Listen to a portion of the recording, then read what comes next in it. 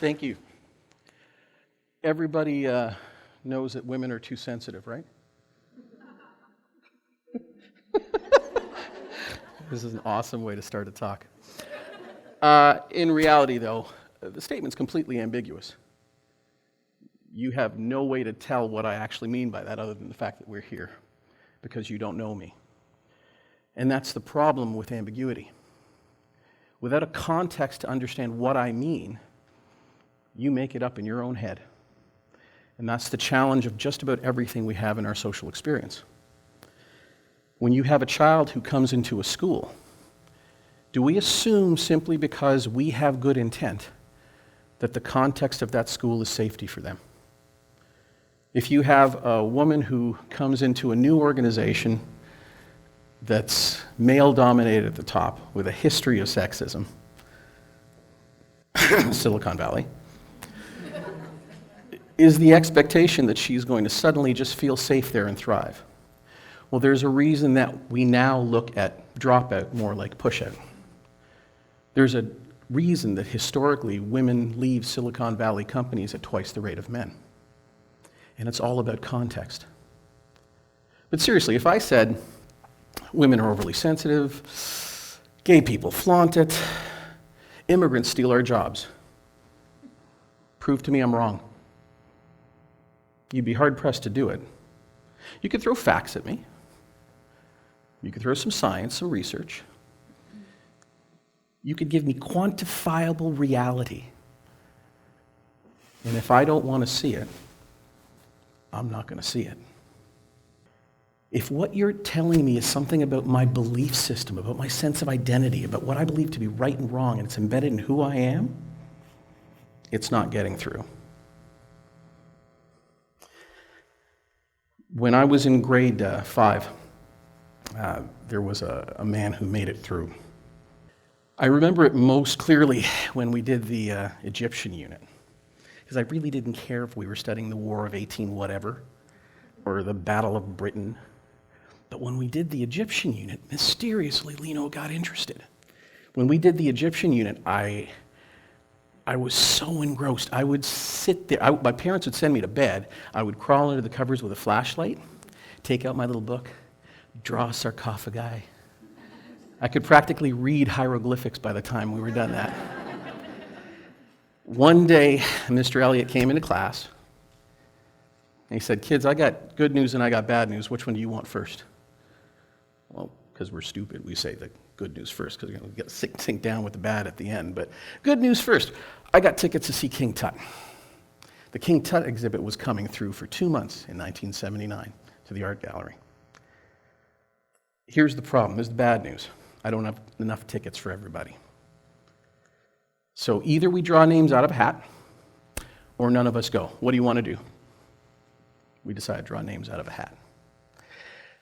One by one, I could see my friends get picked. My little best friend Henry, he got picked. Carrie Innes, she got picked. Carolyn Smart, she was my girlfriend at the time. I used to give her piggyback rides in the park. Carolyn got picked. And with every name that got pulled, I could feel my system just sinking and sinking. And when the last name got pulled and it wasn't mine, I was holding back tears. And then he said, "I've got one more ticket, and I'm not pulling it out of a hat. Leeno's going. And I'm going to show you why." And he lifted up my little book with the hieroglyphics, and he started moving pages, one page at a time. He said, "Kids, when you do work like this, someone's got to pay attention. You got to get something for it." He changed the course of my life with that course. He changed the course of my life with that decision. And here's the kicker. I can't make it mean anything to you. I can't make you understand the depth of what it meant for me. And I can't make you accept that race was at the heart of that story. Because Mr. Elliott, just a nice guy, good educator. He made a decision that he thought would move a child that was deserving. For me, it was all about safety. The context of my world changed all of a sudden there were possibilities. The context of my potential changed. And the context with how safe I would feel with white people fundamentally shifted. I want to explain a little bit about context. When I did my doctoral dissertation about 20 years ago, I made a discovery. And the discovery would profoundly change the way I would interact in the world. It would profoundly change the way I would experience racism. And it would profoundly change the way I would act myself in the world, particularly as an educator. The discovery I made is that context is everything. I'd like everybody to close your eyes for a second and hear what I'm about to say. You look beautiful. Or, you look beautiful. Second one's kind of creepy, hey? Yeah. Open your eyes. So, same exact words, said slightly differently, carry different meaning. How about this one? And particularly, let's go with the women in the room. If you go to an event like this and someone says, you look beautiful when you go in the room, most of you going to have an issue with it? Unlikely. You probably made some extra effort, makeup extra, whatever, hair extra, and suddenly someone says you look beautiful, feels normal, feels okay. How about here? We're back to creepy. So again, the challenge is context. And I don't get to make you see inside my head to understand context any more than I get to do it for you. So, this is one of the challenges. What if you and I, same space, same moment, experience the same thing, but the context of your life experience is so drastically different than mine that we experience that moment fundamentally differently? And what if safety is the heart of that differentiated experience? So, imagine for a second my friend Basil and I are in the Serengeti 200,000 years ago. We're in the tall grass, we're having a lovely day. Blue skies, I can hear the birds, I can feel the warm breeze. We're having a lovely conversation. And all of a sudden I start to notice the tall grass rustling over here. Now I'm going to run for the trees. And Basil's standing there going, Leeno, come back. Maybe it's a duck. The one thing I can promise you about Basil is sooner or later he's going to die. Because sooner or later it's not going to be a duck. And what that should tell you automatically is that every single human being on the planet today, we are descended from people who ran first. Everybody else removed themselves from the gene pool. So we have a propensity to look for threat. It is deep in our design. If there is an option where there is something potentially threatening, our system will find it. It's why we survived. Is that making sense? So I want to run through a little scenario. And we can pull through a little application of sexism here too. So let's just go with the women in the room.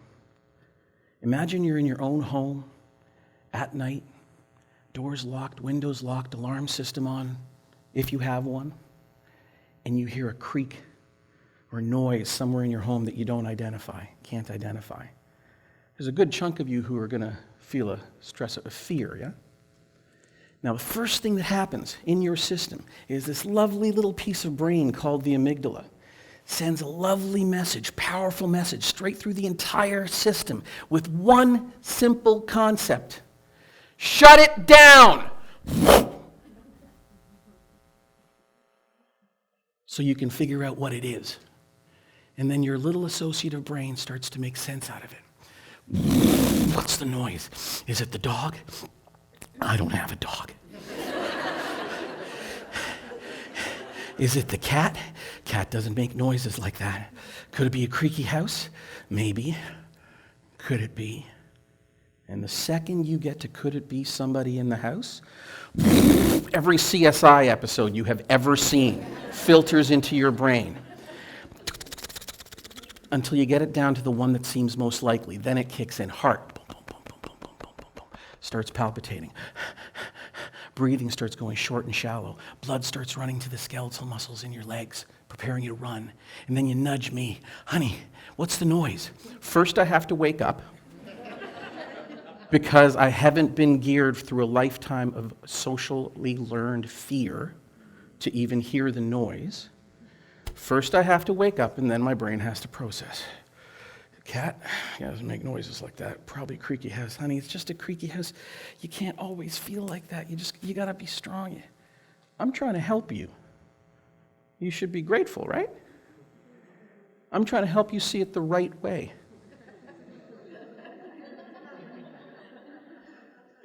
Two human beings, same space, same noise, and we have learned to hear them completely differently. And that is the power of context. And that's the power of context when your context in particular is one of fear and doubt and insecurity. And when your little brain has taught you that's the way of things, and that's what's going to keep you safe, it's kind of a healthy way about it, isn't there? So this discovery that I came up with 20 years ago, it matched context with something really, really important. Why is it that good, kind, ethical, moral people could take part in this ugly system and never see it happening?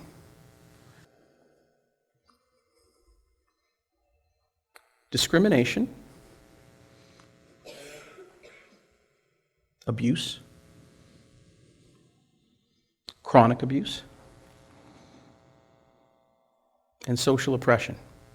These are different things. They are distinctly different things, but they get confused as the same thing over and over and over again because the science gets a little bit complex. When you start to understand the differences, it makes it a little bit easier for you to understand how the context you live may not be truth. It just may be your personal truth. It opens up the possibility to be able to see the world through other people's eyes. What would you think about this person? Smart, organized, dedicated. I mean, you can't tell too much more about it. I mean, he could be a comedy expert for all you know, but those are the pieces that come from that picture. How about now? Still thinking organized? How many people who thought organized before might shift, maybe not that smart, maybe not even trustworthy? How about this one? Because this isn't even about him, this might be about what he believes politically. And that might impact how you feel about him, how safe you feel around him. This is the nature of discrimination. You can discriminate for anything. I don't like the way your hair looks. I don't like your clothes. I don't like the way you talk. I don't like doctors. You can discriminate for any reason whatsoever, and it doesn't make it okay. It doesn't make it okay.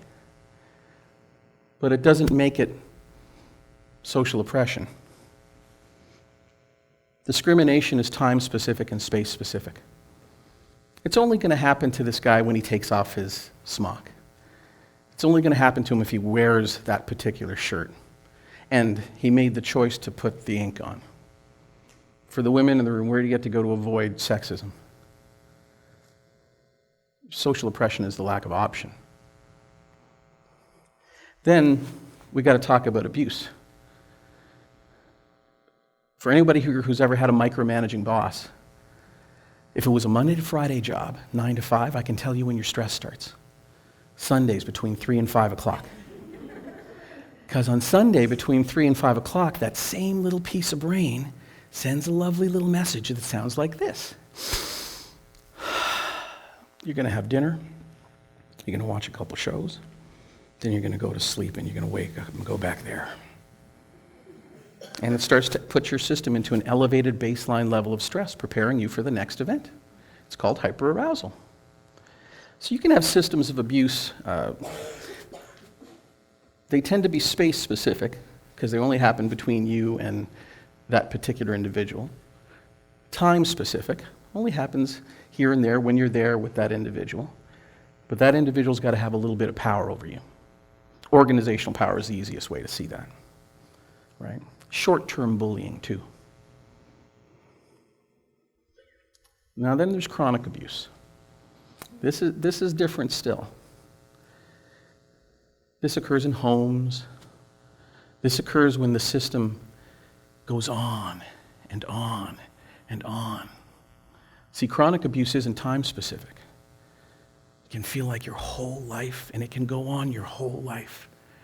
But it generally takes place relative to a given space. So a home, at school, at a job. And there's an individual or small groups of individuals who have that power over you. But still no social power. Social oppression is an entirely different beast.